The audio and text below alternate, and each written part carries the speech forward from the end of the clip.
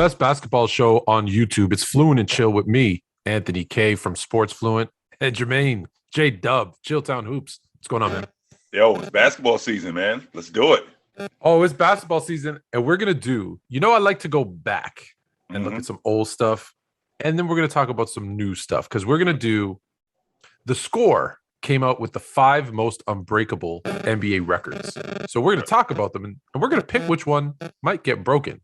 And then we're going to play a little game about contenders and pretenders, because the teams we thought were going to be at the top of the standings, they're not quite ready yet to take not so much hold of that. But Not there's so some much. teams that maybe are surprising us a little bit and playing really well early.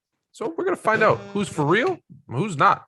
Okay. So let's jump in. If you haven't already done so, there's a subscribe button. There's a reminder button. You need to hit those.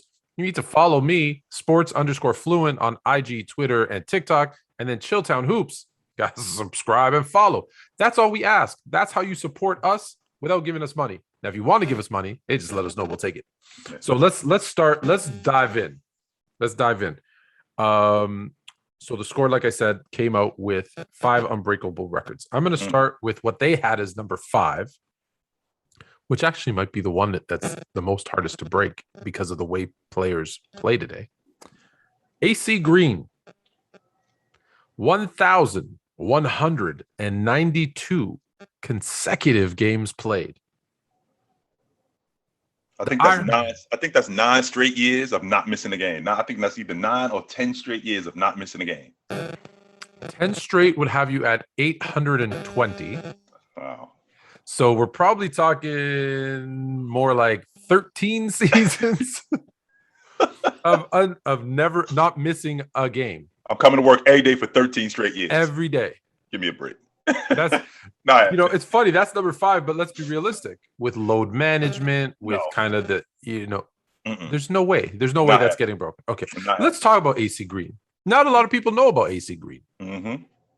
This was like that guy, that glue that we talked about, dirty work that did the things that you needed, right? On your team. When you talk about, and you and I have had this conversation in the past, as good as LeBron is, as good as Jordan is, as good as Jabbar and Magic and Bird and Steph Curry and Kevin Durant, all of those guys, as good as those guys are, you're not winning without Draymond Green. You're not winning without Dennis Rodman. You're not winning without Horace Grant. You're not winning without AC Green. Because ultimately, you need that guy that's in the huddle, who's diving on the floor for loose balls, who's rebounding, who's in the huddle asking you, can you score the rest of the points? I'll take care of number 33. Who's that guy? That's AC Green. That's Udonis Haslem. That's Marcus Smart. That's that guy. We're not winning without him, because he's the guy who they stole by. I can't believe Jerry West found him at Oregon State and basically stole him in the draft. And he got passed over. I think he was the 11th pick in the draft, and he got passed over. He's one of the all-time leading rebounders in the history of Oregon State basketball. So to grab him, he was perfect for what they were doing. So I can't see that record in my lifetime. I doubt very seriously that record would be broken. Talking almost 13 straight years, telling to coming to work every day. And I don't know who the leader is right now, but I guarantee you they're probably not even halfway there. I'll look it up before this episode is over. I doubt who's kind of the leader right now in terms of consecutive games, but I would be surprised if it's over 600. I'd be surprised. I doubt it. All right. The next one on the list. Now this one, I'll be honest, I like this record, but I could see this one being broken. But let's it's my beloved Lakers.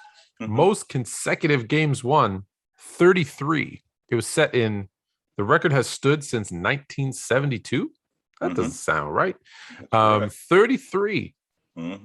Is that I don't think so. The closest team to do it was the Heat. They did it in 13. They won 27 straight games. Now, you also got to take into consideration, Tone, if you on a team that's won that many games, the coach and the organization is more they see championships. So they're more concerned with nothing more than winning it. And they're more concerned with the playoffs and preserving their guys. So if you get up to 26, 27 games, they start to get nervous about conserving their guys for the playoffs. And they don't want anybody to get hurt, which goes back to your original point about load management. So if we ran off 20 straight games, we ran off 25 straight games. Okay, of course, it's going to get some fire, and people are going to go, can they break the record? But let somebody not even pull a hamstring, but look like they're about to pull a hamstring. They'll shut the door on that immediately. So, and to have a team win 33 straight games, I don't know how your math works, Tone, but that's basically not losing a game for 2 months in the NBA. Right. That's not losing a game for 2 months. Good luck with that. I don't think that's happening. You say that it's not happening, but at the same time, I think you could get a streaky kind of situation where, you're playing. Listen, there's some teams in the NBA that just aren't that good. Mm-hmm. And, if you have a stretch of, the Sacramentos of the world, no offense to the Kings, and then you get, somebody on an off night, you get a couple guys injured on a team. I think that's more realistic, because what you're asking is go 2 months without losing a game.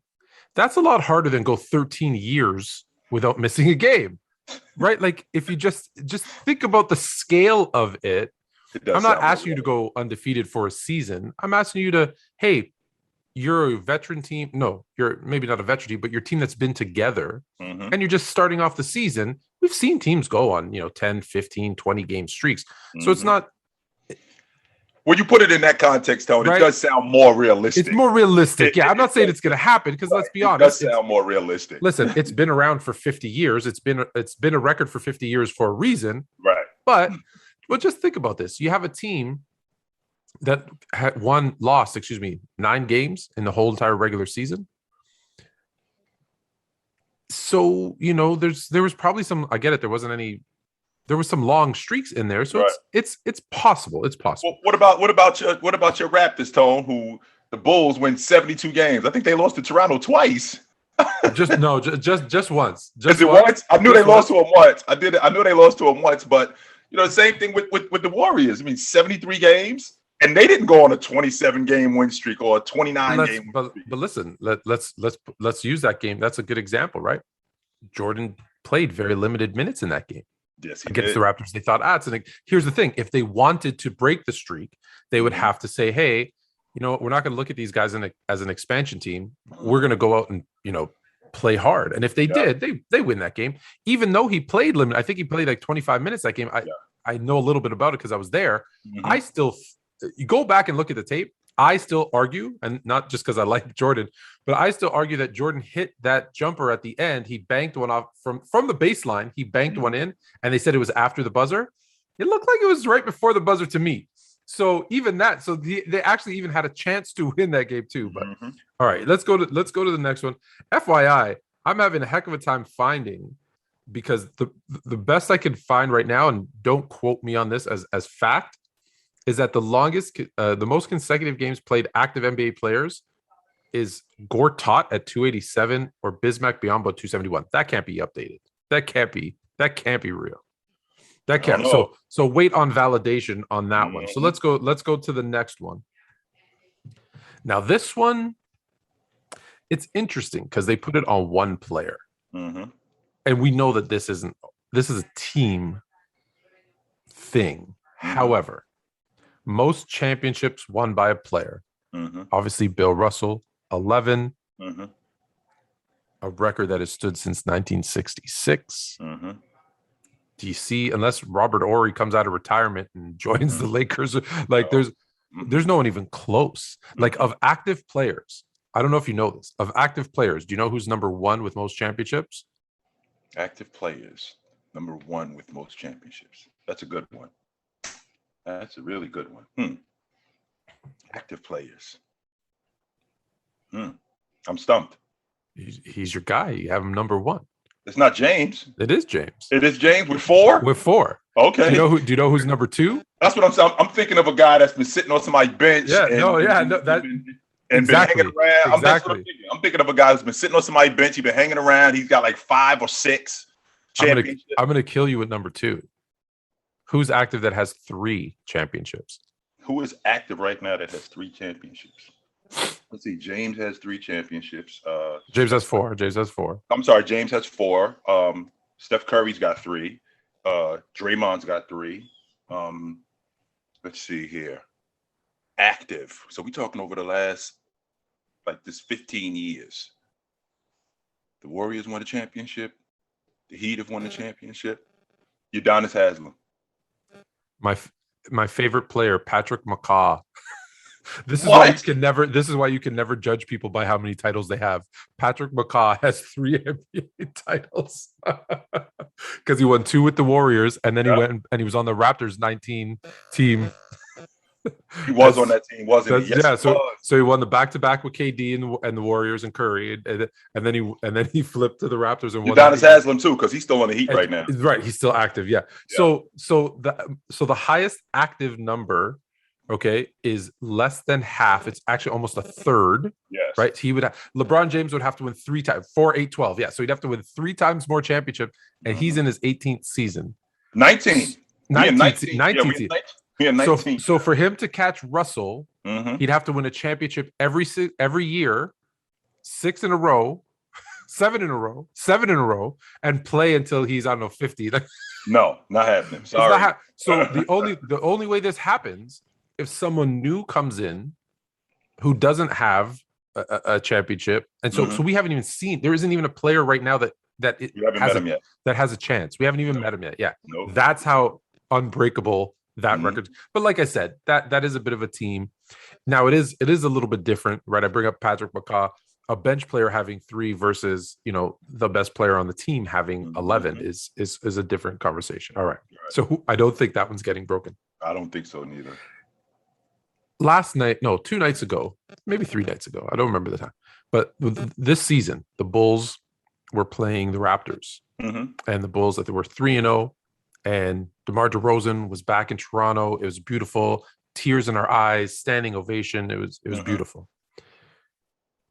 Fred VanVleet of the Raptors had 17 assists. And I remember someone saying to me, wow, he only needs a couple of more to get to the record of 20.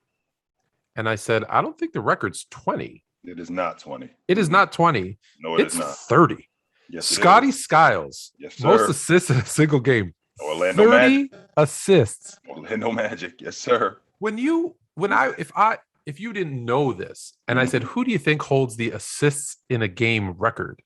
You're probably saying Kid, Magic. Like there's guys that come to mind. Stockton, Paul. It is not Scott Skiles that comes to. Nope.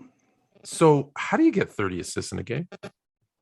By scoring a lot of points and not shooting the ball a lot. And Scott Skiles, if I'm not mistaken, I want to say that was the 88. It was either the 88, 89. No, it was the 90 season. It was when he first got there. It's a record since 1990. You are correct. It was when he first got there. And I forgot who it was against, but all he was doing was just distributing it. He had it going that night, and they had it going that night. And they actually won that game. And Stockton had gotten close to it. Magic had gotten close to it, but 30 assists in a game, it's a lot of passing tone. It's a lot of not shooting. It's just, I'm a primary distributor tonight. That's all I'm doing. I'm not doing much else except passing. So one, I don't think that's getting broken anytime soon, although scores are going up, but I don't see a lot of really true point guards anymore. A lot of guys are scoring guards, and so they don't distribute like this. The other thing, it's interesting, and I'm curious to get your take on it. Everyone's like, oh, don't look at just how many points someone scores. Look at how many assists they have, and that's how much they contributed to the total offense. Would anyone ever say Scott Skiles contributed at least 60 points to that game? He was the best player? Never. That would never even with 30 assists, you're like, well, I think Magic was on that team, right? Not Magic. Shaq was on that team, right? Yeah. No, Shaq was on that team. Shaq was on that team. Who was on that team? In 1990? They just came into the league. They had guys like 1990. I was thinking 2000. I was thinking 2000. They had guys like Terry Catledge and Tree Rollins. They had Rollins guys like right. Yeah, I don't know why I was reading 1990, but I was thinking 2000. Nick Anderson, guys like that. Yeah. Wow. That's even more impressive. Yes, but sir. You still wouldn't say his 60-point performance, even though he had 30 assists, right? So that's, I don't know, Tone. If that happened, maybe today. If it happened today, maybe. But even if it happened today, we might have guys saying Scott Skiles is a top 5 point guard. So you know how, yeah. So Let's move on. But that's probably not getting broken, right? I doubt it. Okay. I doubt it. The number one on their list of most unbreakable players, most unbreakable records is one that actually didn't happen. But we'll talk about it anyways. Most points scored in a single game. They claim that Wilt Chamberlain had 100. Is anyone scoring 100? Tone, listen to me for the last time. This happened, Tone. I don't know why you can't. No. It did. Yes, Tone. This happened. Didn't happen. Yes, it did. Wilt Chamberlain is not a mythical figure. He played in the NBA, and in 1962, Wilt Chamberlain. Listen, you're forgetting that I am Greek, right? So Wilt Chamberlain is one of those names that goes with like Zeus, Aphrodite, Icarus, like all of those people. That fit, right? Like I think Zeus would throw lightning bolts down from the sky. And I think Wilt would clap his hands together and create thunder. I think that's how it worked. Okay, Wilt did not score 100 points. It happened. So I'm telling you, man. I know it doesn't sound correct, but to think about what that was, we're talking about a guy who, by the way, he played the entire game. We'll start there. Which the guys who play the entire game today are playing it in the NBA Finals, or what KD did in the semifinals in an elimination game. So. That's number one. Number two, Tone, he shot 32 free throws. I think he went 30. How does a 50% free throw shooter hit 85% of his free throws? Something nuts. Like I think he was like 28 for 32 from the stripe. Something ridiculous like that. Something ridiculous like that. Then on top of that, he shot 63. He took 63 shots. He went like 36 for 63. Something crazy, something ridiculous like that. And I know, Tone, we're gonna be 75 years old, and Tone and I are still gonna be having this conversation, and I'm gonna still try to convince him, Tone, Wilt Chamberlain did score 100 points in a game. I promise you, it did happen. Yes, he did. I have this somewhere, and I want to pull it up because I just want to read some stuff off to you and prove to you how ridiculous this is. Okay, okay, here it is. You can't maybe not see it, but I have the box score from that game. All right, so Wilt played 36 field goals. He shot on 63 attempts. Shot 63 shots. I thought it was 36 of 63. He went 28 of 32 from the free throw line. 32 times he went to the stripe. Yeah, and obviously had 100 points in 147 win against the New York should have lost their franchise Knickerbockers just for that game. Right then and there, Tone, they out. They gotta go. They're out. They're like you get demoted from the Premier League to the Championship League, and you got to work your way back up. Bye. And listen, I this is what I find: 4,124 people in attendance. Why is it 50,000 people tell me they were there? That's one of the most ridiculous things that I've heard too. I've always heard stories. I was there that night. I was sitting there, but no, you weren't there. Okay, first and foremost, it was in 1962, which was 60 years ago. Okay, that's number one. I get a lot of my granddad was there, and he told me the story. Yeah, we get that too. And I was like, "There's no way all 5,000 of your granddads were all there because I was at that game." Yo, you 65 years old. You was not at that game, so knock it off. Okay. Yeah. I was in the womb. Yeah, no, you weren't. You were not there. Okay, let me ask you about that game. Let me ask you about that game. A game that there were some injuries to the Knicks, right? Their star player wasn't really, wasn't their star center. Not that he would have stopped them anyways. But they also move the game from one location to another. Like there's a lot of stuff that, the kicker for me isn't the 100 points that he scored or the 28 free throws that he made out of 32. That's not the kicker for me. The kicker for me is after the game, because Wilt lived in New York City. He jumps in the car with the New York Knicks players and got a ride home from those guys. And there's also the, they were out partying the night before. Everybody, there's all these stories. And listen, there is a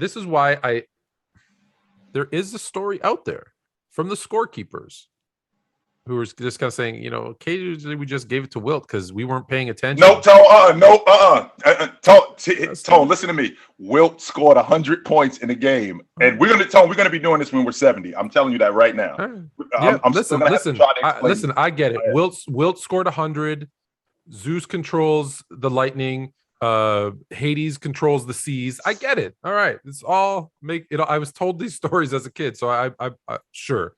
Santa Claus, the Easter Bunny, yeah, all living happily with Wilt. It's a hard sell, folks. They're all together now. They're all together now. It's a hard sell, folks. But I'm gonna get him. I'm gonna get him on the other side. I'm gonna convince him of this. I promise you. Didn't happen. All right.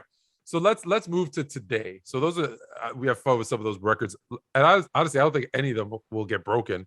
If it's now that you've heard all five, is it not most realistic? The 33 win streak is the one. If that's the only one that's realistic of all the ones that you said, that's the only one. Not that it'll get broken, but that's the only one that's realistic. That's like looking at a row of girls and this one right here. You got no shot, but you might have a realistic chance with her. And she would say hi to you. Yeah, that's it. That's as far as we going. Yeah, because let's be honest, the 100, no one. Just think about what Kobe had to do to get 81. I was just getting ready to say, your man Kobe Bryant. I mean, to go 81, Tone. I thought it was when I first heard it, I thought that I heard him and Lamar Odom combined for 81. That's what I thought I heard the first time. I was like, he didn't score 81, no way. And then I saw it. I'm thinking, wait a minute, am I going crazy? Did he really score 81 points? And he damn sure did. It was kind of surprising because I think he had, and Chris, I was there, but also Chris Bosh tells this story. He's like, I think he had 26 at the half.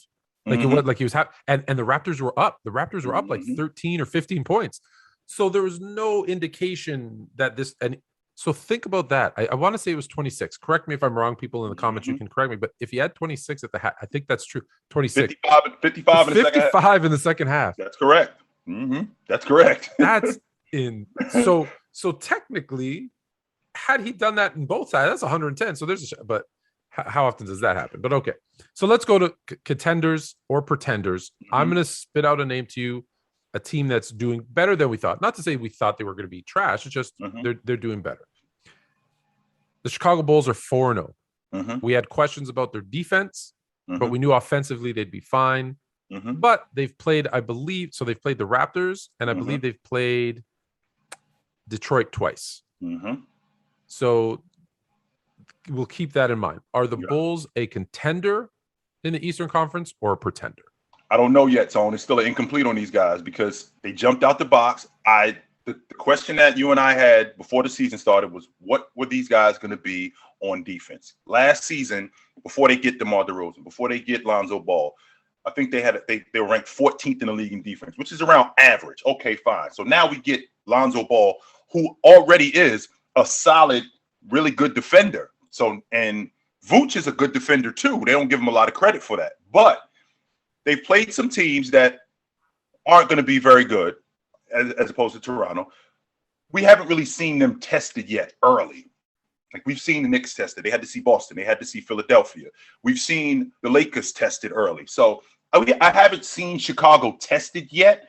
So it's either they are this good or these teams are really this bad. So I need to see them tested first, Tone, before I'm able to say this team is legit. All right, so I'll say this because I always want to give teams credit because I always make this argument. You play who's in front of you. Facts. And should they have beaten these teams? Yes. Did they beat these teams? Yes. Well, that's really important to beat the teams that you should beat because not everybody does that, right? When we talk about, any games, any series, you can always bring up, they were the favorite. Yeah, but even as the favorite, you have to win. Still got to win. Favorites lose all the time. Right. So yes, I think they should be 4-0 based on their competition, and they are. They're going to face their next game. We don't have to wait too long. A pretty good New York Knicks team. The Knicks are 3-1. Last season, they finished 4th in the East. Are they contenders or pretenders? I had the Knicks at 7 coming into the season, and they look like they could be in that 4 to 5 range. They look like they could be a top 5 team. And Tone, we can't discount how much better the Eastern Conference has gotten this season. The Eastern Conference has gotten a lot better, where you're talking about a team from 3 to 9 could be separated by maybe 3 or 4 games. So it's not like it's that much of a disparity. So when I look at the New York Knicks, R.J. Barrett, I knew he was going to come back better. Kemba Walker actually turned out early. He's looking like he's going to be a really good addition for them. I'm loving what Robinson is doing in the middle. Julius Randle is showing me that what you saw in the playoffs last year wasn't an anomaly. It wasn't a fluke. I'm going to be better this year. I'm absolutely going to be better. I'm really impressed. I'm really impressed with Randall. I'm surprised that he's done that. Yeah, he's absolutely. They're going to be better, Tone, and I wouldn't be surprised if they can get a favorable matchup in the first round and get some momentum and win a playoff series. They can make some noise in the East. Absolutely. Yeah. And listen, it's only been a couple of games, obviously, but even Fournier looks like the guy that played for Team France. Yeah, he does. Because I said, last year during the Olympics, I said, wow, if he played like that in the NBA, like it was a different level. I said, he'd be a really nice piece.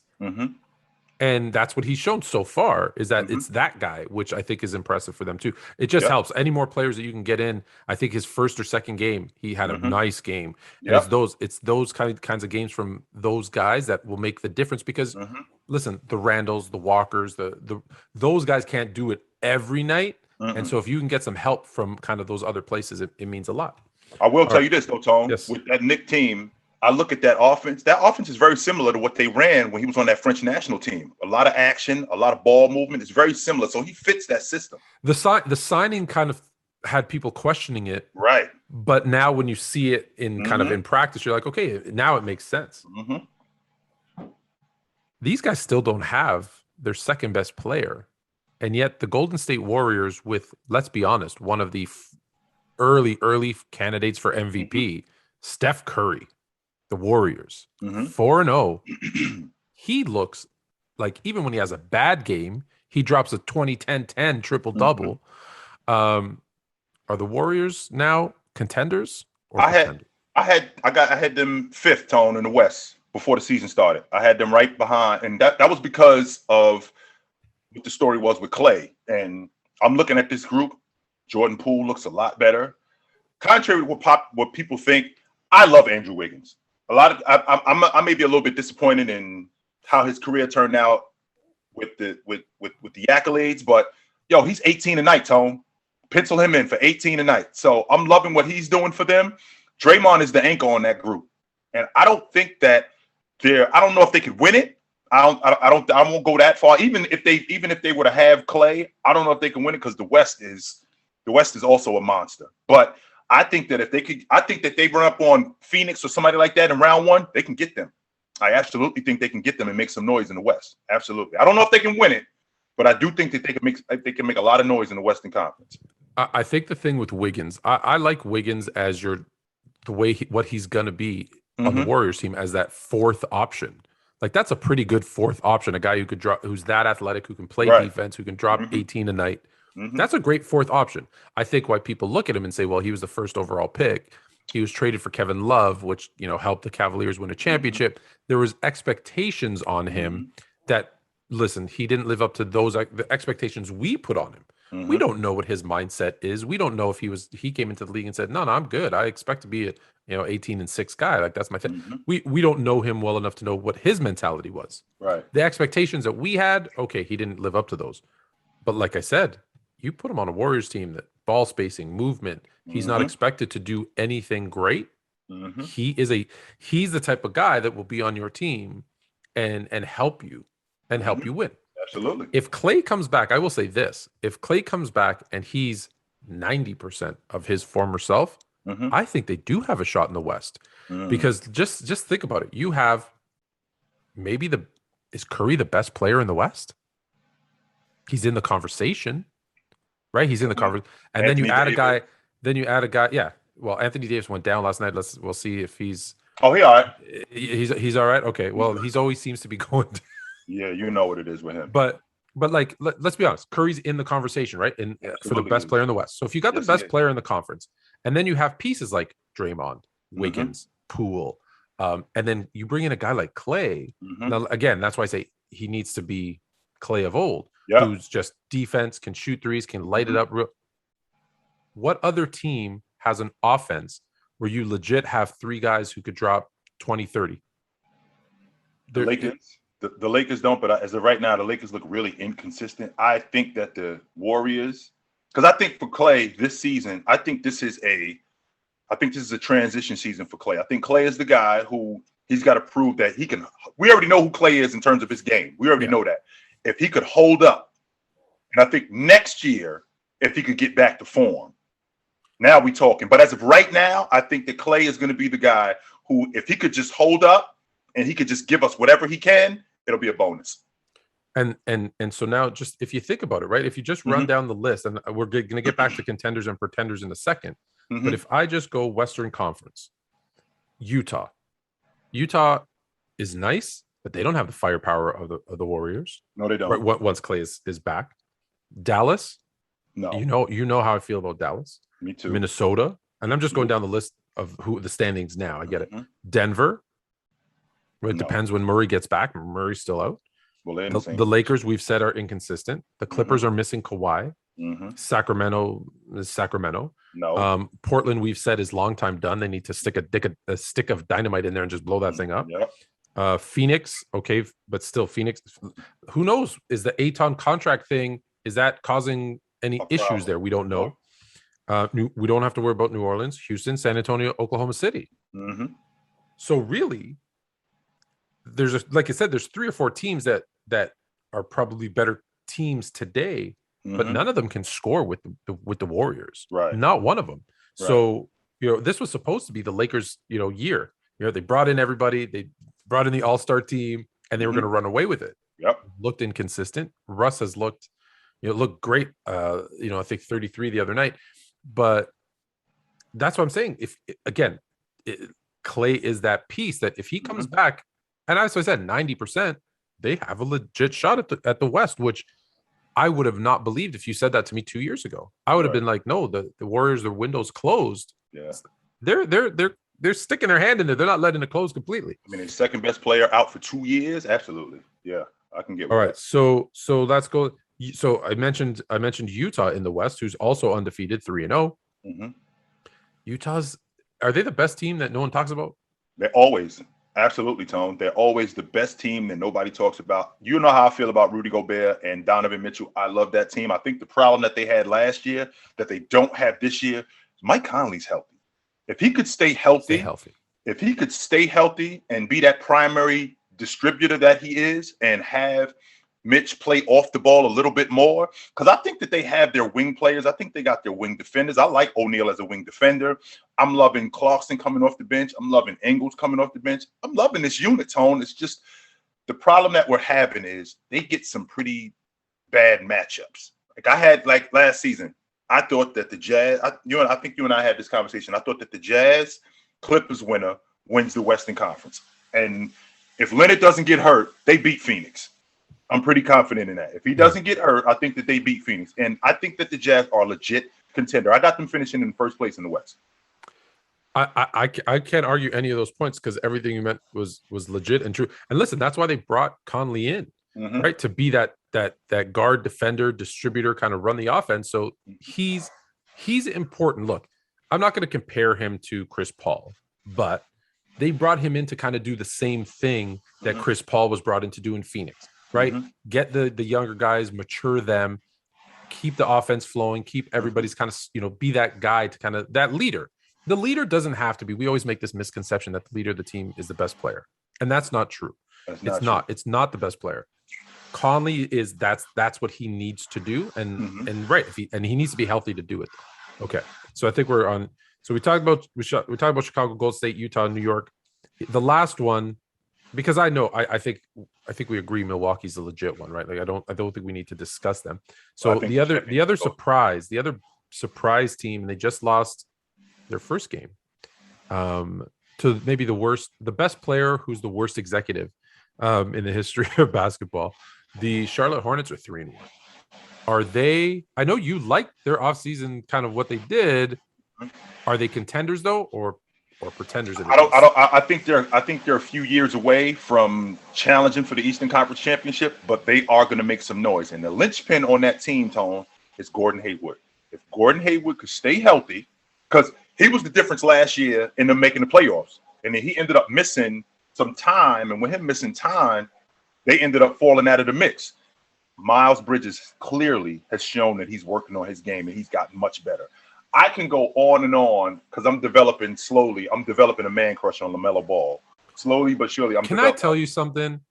The whole Ball family, obviously because of LeVar, rubbed me the wrong way coming out with Lonzo. And I didn't want to like LaMelo, just honestly because of his dad. It's like, I don't want. He's a professional.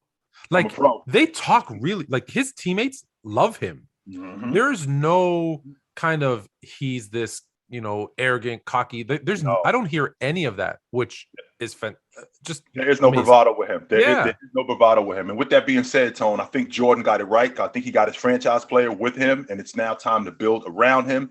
Terry Rozier needs to play better. Like I said, I'm loving what Miles Bridges is doing. I just like what this unit looks like. If Gordon Hayward can stay healthy and these guys can hold it together, I think that they're a playoff team. I don't think they contend for the Eastern Conference Championship, but I absolutely think that they're a playoff team. I mean, LaMelo Ball, he's going to be one of the better lead guards in the game. No question in my mind. Do you is this, well, let me ask, I'm going to throw some numbers at you and tell me if it's sustainable. So Bridges, as of right now, is averaging 25 and 8.5 rebounds a game. I don't think so. Okay. I got him at around maybe 19, 20 a game. I think he can do that. I think that's legit. Ball as averaging just shy of 23 a game and just shy of 7 assists. I think that's legit, Tone. I think he could be a 22 and 8 guy. I think that's legit. And then Hayward, 17 and 5 for Hayward. Back in the day, you would have thought it would have been more, but based on all the injuries and stuff, I think 17 and 5 is realistic for him, right? Not only is that's the difference in them making the playoffs, and because you lose 18 a game with that group, to lose 18 a game, they can't sustain that. All right, so we have them as maybe not contenders today. No, not today, but a good foundation moving forward. Yes, sir. All right, so that's it for Fluent and Chill, the NBA edition. We'll do the NFL edition. That'll be out on Friday. I want to throw just this weekend. I'm pulling up some matchups that we have. So this weekend, we talked about Chicago and New York, and that being Chicago's really their first test. What do you think? I'm just giving you 2 games. Chicago, New York. Do you think Chicago shows us that they're legit and they beat the Knicks, or do you think the Knicks kind of announce their presence with authority? Well, the Knicks have already. I think the Knicks have already done that. They handled Boston the way they did, and then they handled Philadelphia last night. And for them to handle, if they can handle Chicago, which the way they're playing, I think they very well could. I think that they will. I think if they can beat them, I think that they will announce themselves as a legit contender in the Eastern Conference. And I know it's early, Tone. Yeah. I don't like doing this early, but for the Knicks to do that, they'll make a huge statement by saying that, yo, we're going to be around for a while, so you better get used to seeing us. You mentioned they beat the Celtics, and I wasn't going to talk about the Celtics, but the Celtics seem real inconsistent. Yeah, they do. Losing to the Raptors the way they did, losing to the Knicks the way they did, then they get, they're I think they're 2-2. They got 2 wins. Did Jaylen Brown? I still, I've said this before. I think they should have gotten rid of Marcus Smart and built pieces around these 2 guys. But are Jaylen Brown and Tatum too similar? I don't know if they're too similar, Tone, but what it looks to me like can they coexist? I guess. Well, that's where I was going, because it looks like there's some roles that are trying to be figured out. It looks like some guys that they haven't figured out exactly, what my job is. What we already know what Robert Williams already knows what his job is. Richardson knows what his job is. Schroeder knows what his job is. But we got some guys. Pritchard knows what his job is. We still have some guys on the unit that we got some roles that need to be figured out, and that looks like that's going to take some time. I think that's what's holding them up. Do you think they figure it out? I do. Or is this like, has your has your opinion of, I think you had them 4 or 5 somewhere in there. I got the Celtics at 5. At 5. Has that changed at all? Do you still have them, or do you think they've slipped down? I still got them at 5. Absolutely. At 5? Okay. That Knick game, I mean, Tatum, he was terrible. He was terrible in that game. So the game I'm watching tonight is gonna be the Heat and Nets. I'm liking that. Absolutely. I'm liking that matchup. And I'm liking that matchup because it's a great test defensively for Miami. because I think right as of right now, Tone, I think Miami is, I think they second or third in the league in defense. I think that I always thought before the season started, you and I had this conversation, I thought they were going to be a top 5 team. That's going to be their staple as defense. Yes, for absolutely. I think they're going to be a top 5 team defensively, and this is going to be a real test for their defense tonight with that group that they have in Brooklyn and handling KD and handling James Harden. So I'm real interested to see how this goes. Who you got? I'm going to take Miami. I don't like the way James Harden is playing right now. I don't. I was gonna talk about my fantasy team because I'm be honest to everybody out there. The first 3 rounds, I forgot that the draft was going on. I was busy and it auto drafted, and I have James Harden on my team, so I would like him to have a really big season. I actually also have Gordon Hayward. Based on you saying if he's healthy, he's going to ball out. So I picked him up very late, obviously. But anyways, all right. So that's it for this week. Like I said, make sure to follow, subscribe, do all those things that you do. Sports Fluent, Chilltown Hoops. I think you're over here, actually. All right. So until next week. Take it light. Take it. No, that's my favorite.